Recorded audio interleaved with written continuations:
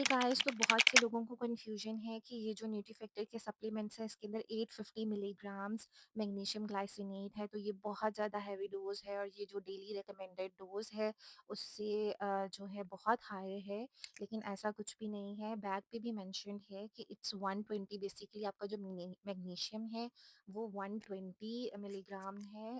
Actually it's not जो 850 है magnesium की अमाउंट नहीं है। बेसिकली वो मैग्नीशियम ग्लाइसिनेट कंपाउंड का टोटल वेट है, जिसमें सिर्फ 14% मैग्नीशियम होता है। That is a proper calculation जो मैं आगे आपको शो भी कर दूंगी।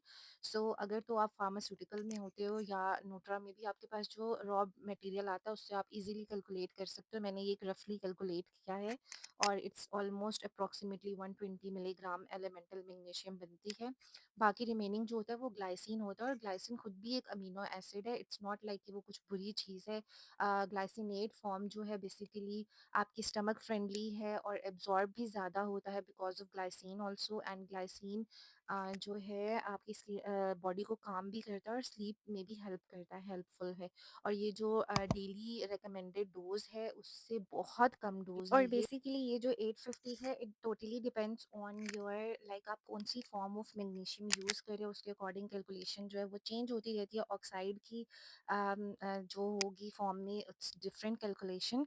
So basically it's not something like कि आप डरो कि ओहो बहुत हैवी डोज है, बहुत हाई डोज है, ऐसा कुछ भी नहीं है। आप डेली इसको यूज़ कर सकते हो। सो 850 में सिर्फ और सिर्फ 14% आपका एलिमेंटल मैग्नीशियम है, रेस्ट आपका ग्लाइसिन ही है, ग्लाइसिनेट है। और सेकेंडली इन लोगों ने खुद भी मेंशन किया कि हाई एब्जॉर्प्शन है, तो उन्होंने ग्लाइसिनेट जो है ग्लाइसिन है उसकी अमाउंट को ज़्यादा रखा है ताकि एब्जॉर्प्शन इंक्रीज। और अगर आपको और कोई क्वेश्चंस हैं तो please comment down below. Thanks for watching, follow for more.